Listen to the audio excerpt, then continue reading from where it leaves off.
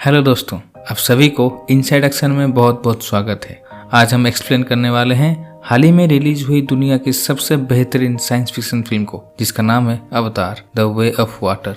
ये मूवी अवतार का सीक्वल है जो 13 साल पहले 2009 में रिलीज हुई थी। इस मूवी का एंडिंग देखने के बाद आपको लगेगा जैसे ये मूवी खत्म नहीं हुआ है, और ये मूवी 3 घंटे के होने के बावजूद भी आप 1 मिनट के लिए बोर नहीं होंगे। अब इसके बाद अवतार मूवी का और 3 पार्ट आने वाले हैं जो आपको आने वाली अपडेट में पता चल जाएगी।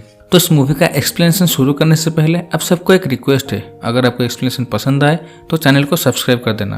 अब बिना देरी किए कहानी को शुरू करते हैं। मूवी शुरू होते ही हम बेहद ही खूबसूरत पेंडोरा को देखते हैं, जहाँ पर अब इंसानों का मनमानी खत्म हो चुका था। यहाँ पर जैक अभी ओमाटिकाया कबीले का मुखिया बन चुका था और अपने परिवार और अपने लोगों के साथ खुशी खुशी रहने लगा था। कुछ सालों बाद जैक और नेटेरी का पहला संतान होता है, जिसका नाम वो लोग नेटेम रखते हैं। इंसानों के साथ लड़ने के समय जैक की दोस्त डॉक्टर ग्रेस अगस्टिन की मौत हो चुकी थी, पर वो लोग उसके अवतार को एक कैप्सूल में जिंदा रखे थे। लेकिन हैरान की बात ये थी कि ग्रेस की अवतार से एक लड़की की जन्म हुई थी, पर उस लड़की के पिता के बारे में किसी को कुछ भी नहीं पता था। इसलिए जैक और नेटेरी उस लड़की को गोद लिए थे और उसको कीरी बुलाते थे। ऐसे ही कुछ सालों बाद जैक अब 4 बच्चों का बाप बन चुका था, जहाँ पर उसके 2 बेटे थे, 1 बेटी थी और एक गोद ली हुई कीरी। यहाँ पर रहने वाले हर एक नावी के लिए माँ एवं उनके लिए सब कुछ होती है, जो उनके जीवन के संतुलन को बनाए रखते हैं, जीवन के आरंभ से लेकर मृत्यु तक। जैक अपनी फैमिली के साथ बहुत खुश था और कभी कभी वो खुद भी विश्वास नहीं कर पाता कि उसके नसीब में ये सब कुछ था।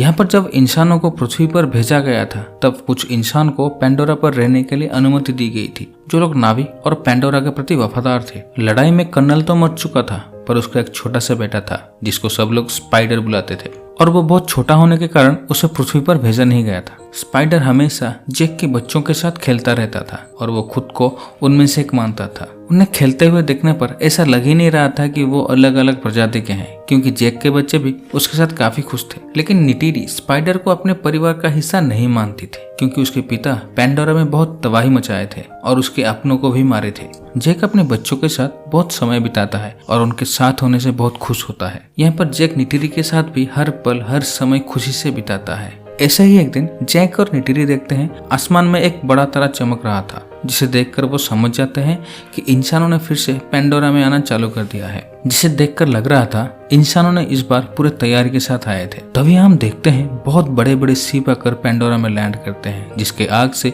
वो जगह जल के राख हो जाता है और उसके साथ बहुत सारे जंगली जानवर भी। उनके शिप से रोबोट आर्मी के साथ बड़े बड़े ड्रोजर्स निकलकर जंगल को तबाह करने लगे थे। फिर से अपने घर को बुरी तरह से तबाह होते देखकर नेटेरी बहुत रोने लगती है। नेक्स्ट सीन में देखते हैं एक अवतार होश में आता है और वहां पर खड़े सारे लोगों को मारने लगता है, लेकिन उसके साथी उसे बताते हैं कि वो कर्नल है, जो उसको खुद के डीएनए से बनाया गया है, क्योंकि कर्नल को नेटेरी ने मूवी के फर्स्ट पार्ट में मार दिया था। तभी हमें पता चलता है लड़ाई में आने से पहले उन लोगों ने कर्नल की सारी मेमोरीज और डीएनए का इस्तेमाल करके उसका अवतार बना लिया था। अब कर्नल समझ चुका था कि जैक को खत्म करना ही उसका मेन मिशन है।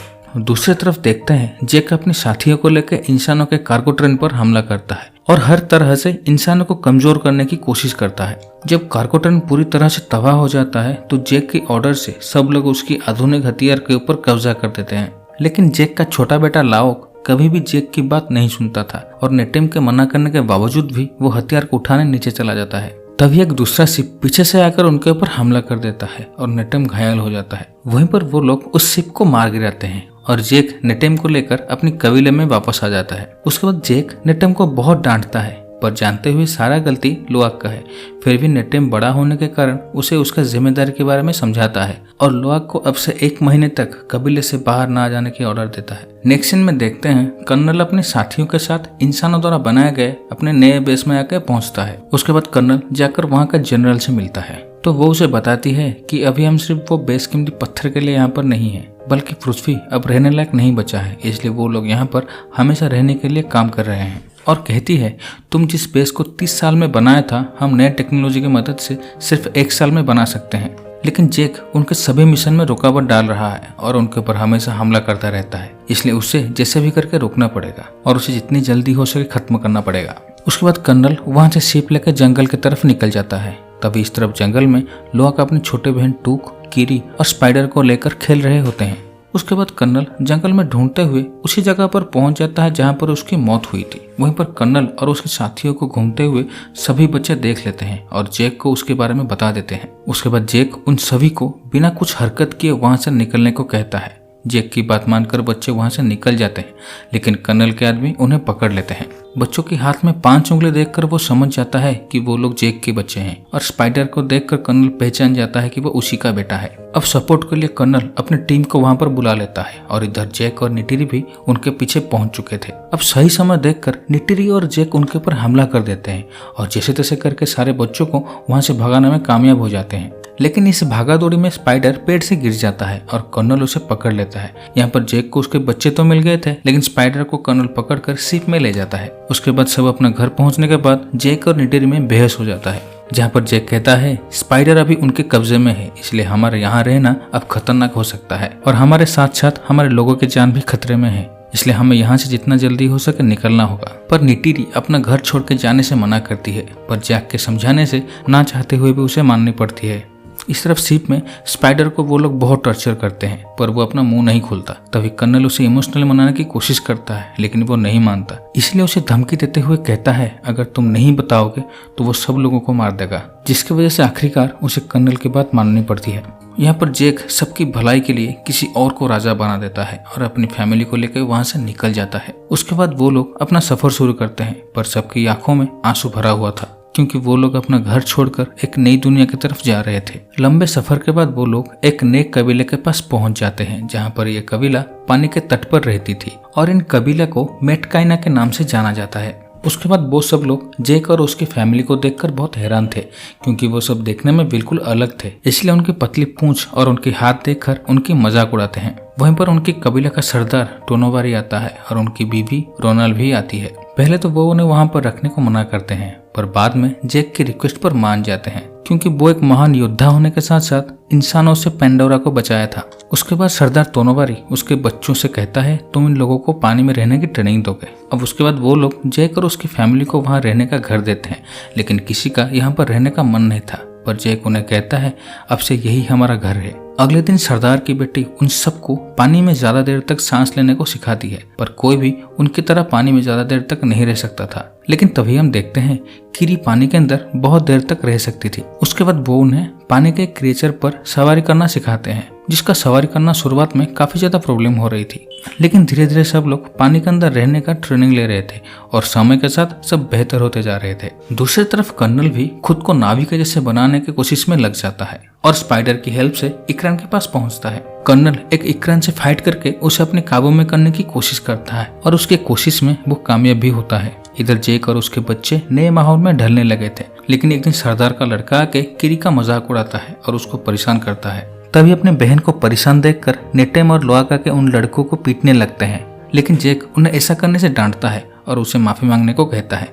हालांकि उसे ऐसा कहने को बुरा लगता है, पर वो सरदार का लड़का था। उसके बाद लोआक उस लड़के को माफी मांगने चले जाता है और उसकी तरफ दोस्ती का हाथ बढ़ाता है। वहीं पर सरदार का बेटा उसे माफ कर देता है और उसे शिकार करने के लिए समंदर के बहुत अंदर लेके जाता है, लेकिन ये उसकी एक चाल होती है। सरदार का बेटा दोस्ती का नाटक करते हुए उसे ऐसी जगह ले जाता है जहां पर बहुत बड़े बड़े सी मॉन्स्टर रहते हैं, लेकिन इसी बीच वो लोग उसे वहां पर अकेले छोड़कर चले जाते हैं। उसके बाद वो उन्हें ढूंढते हुए सतह पर आ जाता है, लेकिन तभी पानी से खूंखार मछली निकलकर लोआक के ऊपर जानलेवा हमला करता है। यहाँ पर लोआक का क्रिएचर वहां से जख्मी होकर भाग जाता है, लेकिन वो मछली लोआक का पीछे पड़ जाता है। अब अपना जान बचाते हुए लोआक पानी के अंदर चट्टान में छुप जाता है, पर बहुत समय पानी के अंदर रहने के कारण उसे घुटन होने लगता है, इसलिए वो तुरंत पानी के ऊपर जाके सांस लेने को कोशिश करता है, पर वो मछली फिर से उस पर हमला कर देता है। लेकिन तभी एक बहुत बड़ी व्हेल मछली आकर उस पर हमला कर देती है और उसे वहीं पर मार देती है। यहाँ पर इस बड़ी व्हेल मछली को टुलकुन कहा गया है।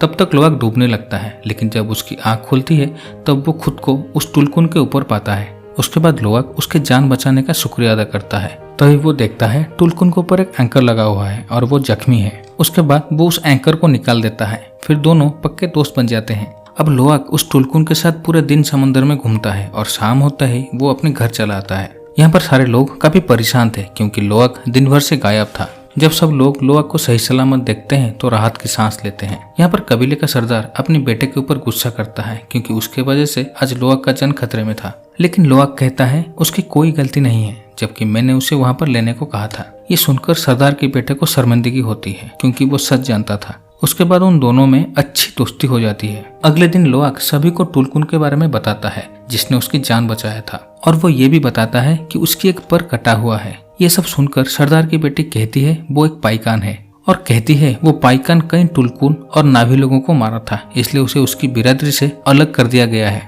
पर लोअक कहता है वो बहुत अच्छा है और उसने मेरी जान बचाया है, पर उसकी बातों पर कोई विश्वास नहीं करता। उसके बाद लोअक फिर से पाइकान के पास चला जाता है और उसके साथ समंदर की सैर करने लगता है। दूसरी तरफ सरदार की बेटी उन सबको पावन स्थल के पास लेके जाता है जहाँ पर उनका आत्मवृक्ष होता है। जिस तरह से उमाटिकाए लोगों का आत्मवृक्ष जमीन के ऊपर होता है, उसी तरह से इन लोगों के पानी के नीचे होता है, जो देखने में बेहद ही खूबसूरत होता है। वहीं पर किरी को दौरा पड़ती है जिसके वजह से वो वहीं पर बेहोश हो जाती है, इसलिए नेटेम उसे उठा के जेक के पास ले आता है। उसके बाद जेक किरी का इलाज करने अपने दोस्त नॉम को वहीं पर बुला लेता है ताकि वो लोग किरी को ठीक कर सके। जबकि नॉम हेलीकॉप्टर लेकर जेक के पास आया था, इसलिए वो राडार में पकड़ा जाता है और इसके बारे में कर्नल को पता चल जाता है। उसके बाद कर्नल जनरल के ऑर्डर से जेक और उसकी फैमिली को ढूंढने निकल जाता है। दूसरी तरफ हम देखते हैं टुलकुन की पूरी झुंड टुनवारे की कबीले के पास आ रहे होते हैं, जिसे देखकर सब बहुत खुश हो जाते हैं। यहाँ पर टुलकुन उनके परिवार जैसे थे और वो उनके साथ बातें भी करते हैं। दूसरी तरफ कर्नल जेक की तलाश में कबीले वालों को बहुत परेशान करता है। जब वो जेक के बारे में पूछता है तो वो लोग कुछ भी बताने से इनकार कर देते हैं। अब जेक के बारे में कोई भी सुराग ना मिलने के कारण वो उस कबीले को बड़ी बेरहमी से जला देता है। इसी तरह से कर्नल को जेक के बारे में कोई भी सुराग नहीं मिल रहा था, इसीलिए वो एक प्लान बनाता है। प्लान के हिसाब से वो तट के किनारे टुलकुन का शिकार करेगा, जिसे बचाने के लिए जेक जरूर बाहर आएगा। दूसरी तरफ लोअक जाके पाइकान से पूछता है तुमको झुंड से क्यों अलग किया गया है, जिसके जवाब में वो अपना बड़ा मुंह खोलता है, जिसके अंदर जाकर लोअक उसके साथ बॉन्डिंग बनाता है। लोअक उसकी यादों में देखता है कुछ साल पहले हंटर के ग्रुप उन पर हमला किया था, जिसके वजह से उसके साथी और नावी के बहुत सारे लोग मार गए थे, लेकिन वो उस हमले में बच गया था। पर हमले के बाद पाइकान को जिम्मेदार ठहरा के उसे ग्रुप से निकाल दिए थे, जिसे जानकर लोअक को बहुत बुरा लगता है। फिर ये बात कबीले वालों को पता चलता है कि लोअक एक बेदखल टुलकुन से जुड़ा है, जिसे जानकर कबीले का सरदार और जेक बहुत निराश होते हैं। दूसरी तरफ देखते हैं कर्नल और उसकी आदमियों ने मिलकर एक टुलकुन का शिकार करते हैं और उसे बड़ी बेरहमी से मारते हैं। उस टुलकुन को मारने के बाद वो उसे अपने शिप पर लाते हैं और उसके दिमाग से एक लिक्विड को निकालते हैं, जो कि बहुत ही बेशकीमती था, जिसका इस्तेमाल से इंसान का उम्र नहीं बढ़ता था और उसी से पूरे पैंडोरा प्रोग्राम का खर्चा निकलता था। तभी पता चलता है कि टुलकुन के दिमाग में इतने सारे न्यूरॉन्स है कि वो इंसान से भी ज्यादा बुद्धिमान है। अब उनका काम खत्म होने के बाद वो उस टुलकुन और उसके बच्चे को जानबूझकर बाहर फेंक देते हैं ताकि वो लोग उसे देख सके, और ऐसा ही होता है, जिसे देख कर रोनल बहुत रोती है क्योंकि वो उसकी बहन जैसी थी। अब कबीला का मुखिया बिल्कुल भड़क चुका था और कहता है अब वो लोग बिल्कुल चुप नहीं बैठने वाले और उन्हें उन इंसानों पर हमला करना ही पड़ेगा। पर तभी जेक उन्हें शांत रहने को बोलता है और कहता है हम उन लोगों से नहीं जीत सकते क्योंकि उनके पास काफी आधुनिक हथियार है जिसके इस्तेमाल करके वो हम सबको मार सकते हैं, और बताता है सारे टुलकुन को दूर भेजना पड़ेगा। जिसे सुनकर लोअक पाइकान के पास उसे सतर्क करने चला जाता है। उसे रोकने के लिए उसके पीछे पीछे उसके भाई बहन और उसके दोस्त भी आ जाते हैं। थोड़ी दूर जाने के बाद लोअक देखता है पाइकान के पीठ पर एक ट्रैकर लगा हुआ है, जिसे निकालने के लिए वो सब मिलकर कोशिश करते हैं। पर तभी कर्नल के जहाज उनके तरफ आते हुए देखकर लोअक जेक को मदद के लिए बुला लेता है। उसके बाद जेक कबीले के सरदार के साथ उनके ऊपर हमला करने के लिए निकल पड़ता है, लेकिन इसी बीच कर्नल उन बच्चों को चारों तरफ से घेर लेते हैं और उन्हें पकड़कर शिप पर ले आते हैं। यहाँ पर जेक भी पहुंच चुका था, पर वो देखता है बच्चे कर्नल के कब्जे में थे। यहाँ पर कर्नल लोअक के सर पे गन रख के जेक को सरेंडर करने को कहता है, जबकि जेक के पास अब कोई भी चारा नहीं था, इसलिए वो सरेंडर करने को आगे बढ़ता है। तभी पाइकान लोअक को बंदी देखकर भड़क जाता है और कर्नल के शिप पर हमला कर देता है। उसके बाद वो उन लोगों को खिलौने के जैसे पटक के मारने लगता है और हर तरफ तबाही मचाने लगता है। इस बात का फायदा उठाकर जेक और बाकी सब उन पर हमला कर देते हैं। दूसरी तरफ नेटेरी भी अपने इकरान पर बैठकर हेलीकॉप्टर को तबाह कर रही थी। वो सब लोग मिलकर इंसानों पर भारी पड़ रहे थे और भयंकर तरीके से मारने लगे थे। यहाँ पर कर्नल का शिप भी बुरी तरह से तबाह होने वाला था। तभी नेटेम शिप पर चढ़कर उन सबको आजाद कर देता है, पर लोअक फिर से स्पाइडर को बचाने के लिए शिप में घुस जाता है, जिसके पीछे पीछे नेटेम भी चला जाता है। जब वो लोग स्पाइडर को छुड़ा के वापस आ रहे थे तभी उनके ऊपर अंधाधुंध गोली चलती है। तभी नेटेम को एक गोली लग जाता है और वो बहुत घायल हो जाता है। कुछ देर बाद जेक और नेटेरी के सामने उनका बेटा आखिरी सांस लेता है। अपने बेटे को मरता हुआ देखकर दोनों बहुत रोते हैं, पर तभी उन्हें पता चलता है कि उनके बेटियां अभी भी कर्नल के कब्जे में हैं। उसके बाद दोनों शिप पर हमला कर देते हैं और सामने आने वाली सभी को बुरी तरह से मारकर आगे बढ़ने लगते हैं। बेटे की मौत के गम से नेटेरी बिल्कुल जंगली बन चुकी थी। यहाँ पर कर्नल किरी की गले पर चाकू रख दिया था, पर तभी नेटेरी स्पाइडर को मारने की धमकी देती है, जिससे कर्नल डर के किरी को छोड़ देता है। उसके बाद वो लोग वहाँ से निकलने वाले थे, तभी कर्नल जेक को उसकी पूरी फैमिली को मारने की धमकी देता है, जिसे सुनकर जेक कर्नल से फाइट करता है। वहीं पर वो जहाज डूबने लगता है, तभी नेटेरी और टूक पानी में बहकर जहाज के अंदर फंस जाते हैं। यहाँ पर जेक कर्नल को मार चुका था, पर पानी के अंदर ज्यादा समय डूब के रहने के कारण उसका दम घुटने लगता है। सही समय पर लोअक जेक को पकड़कर एक छोटी सी जगह पर ले आता है, जहाँ पर वो सांस ले सकता था, पर अभी भी वो लोग शिप के अंदर फंसे हुए थे। उसके बाद किरी सबको वहाँ से बाहर निकलने की मदद करती है और तभी वो पाइकान जेक को सतह पर आने की मदद करता है। यहाँ पर फाइनली जेक की फैमिली सुरक्षित हो चुकी थी। तभी दूसरी तरफ हम देखते हैं स्पाइडर अपने पिता कर्नल को भी पानी से निकाल दिया था और कर्नल जिंदा था। उसके बाद वो नेटेम को पूरे रिचुअल्स के साथ विदाई देते हैं और उससे माँ एवा को सौंप देते हैं। अगले दिन जेक वहाँ से निकलने को तैयार था, पर कबीले का मुखिया कहता है तुम्हारे बेटा अब हमारे पुरखों के साथ है, इसीलिए तुम अब मिटकाइना हो और हम में से एक हो और ये तुम्हारा घर है। उसके बाद जेक और नेटेरी माँ एवा के पास जाते हैं, जहाँ पर वो अपने बेटे नेटेम की यादों को फिर से जीते हैं। और इसी के साथ ये शानदार फिल्म यहीं पर खत्म होती है। तो दोस्तों, आपको एक्सप्लेनेशन कैसी लगी कमेंट करके जरूर बताइएगा, और अगर आप लोगों ने यहाँ तक सुन लिया है तो प्लीज सब्सक्राइब कीजिएगा। तो मिलता हूँ आपसे अगले वीडियो में। Take care. और हाँ, दूसरे मूवी का प्लेलिस्ट लिंक आपको डिस्क्रिप्शन बॉक्स में मिल जाएगी, तो देखना ना भूलें।